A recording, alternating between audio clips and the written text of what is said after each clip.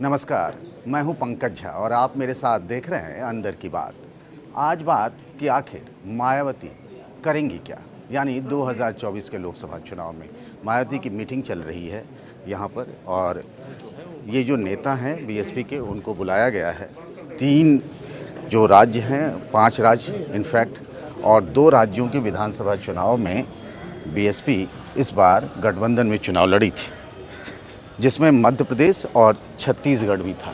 लेकिन सबसे बड़ा सवाल ये है, और वो सवाल ये है कि आखिरकार 2024 के लोकसभा चुनाव में मायावती क्या करेंगी। मैं इस बैठक में था अभी, और जो उत्तर प्रदेश जो गढ़ है बीएसपी का, जहां लोकसभा की 80 सीटें हैं, और एक बहुत पुरानी कहावत है कि दिल्ली का रास्ता सत्ता का मतलब लखनऊ से होकर जाता है। और ये जो मीटिंग चल रही है, मैं दिखाऊं आपको, ये मीटिंग है, और इसमें जो बीएसपी के नेता आए थे यूपी से और उत्तराखंड से, उनमें से जिन लोगों से हमने बात की, और कैमरे पे तो बात हो नहीं सकती, आप बीएसपी में जानते हैं ना, इस पार्टी में प्रवक्ता होता है न कोई बयान दिया जाता है।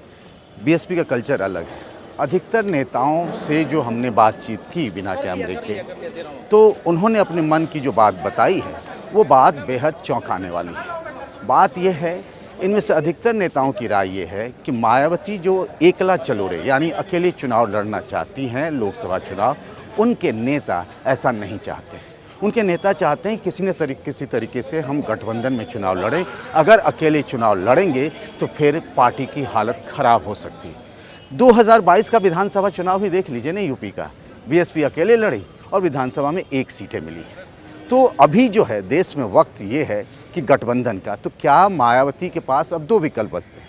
क्या वो बीजेपी के साथ जाएंगी, इसकी संभावना लगभग ना के बराबर है। तो क्या वो इंडिया गठबंधन के साथ जाएंगी, क्योंकि देश में 2 तरीके से ध्रुवीकरण हो रहा है। एक तरफ एनडीए का गठबंधन है, दूसरी तरफ इंडिया अलायंस है जिसमें कांग्रेस आगे है।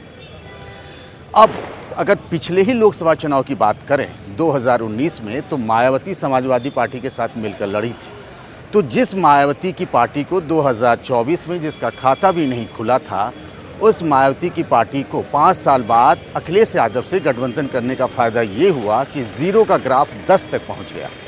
अब सवाल ये उठता है कि मायावती क्या इंडिया गठबंधन में जाएंगी, और जैसा कहा भी जाता है कि इंडिया गठबंधन में अगर जाएंगी तो मायावती का अलायंस सिर्फ यूपी को लेकर नहीं होगा। मायावती चाहेंगी कि जिन राज्यों में उनके अपने फुटप्रिंट्स हैं, यानी जहां उनके अपने वोट हैं, चाहे वो मध्य प्रदेश का इलाका हो या राजस्थान, जहां अगर पिछले विधानसभा चुनाव की बात कर लें हम 2018 की, तब भी उनकी पार्टी के 6 विधायक थे।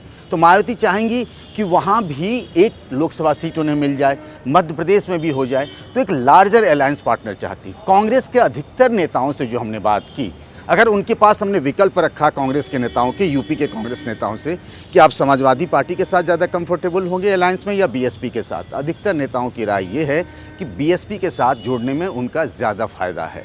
यूपी में लोकसभा की 80 सीटें हैं, और अगर ये अलायंस होता है जिसमें बीएसपी भी होती है, समाजवादी पार्टी भी होती है, कांग्रेस भी होती है और आरएलडी भी होती है, तो यकीन मानिए कि बीजेपी के लिए, प्रधानमंत्री नरेंद्र मोदी के लिए, क्योंकि नरेंद्र मोदी तीसरी बार प्रधानमंत्री बनना चाहते हैं, उस रास्ते में बहुत मुश्किलें होंगी। बीजेपी का अपना फीडबैक है कि बिहार हो, बंगाल हो या महाराष्ट्र हो, इन जगहों पे बीजेपी को नुकसान होने की आशंका है।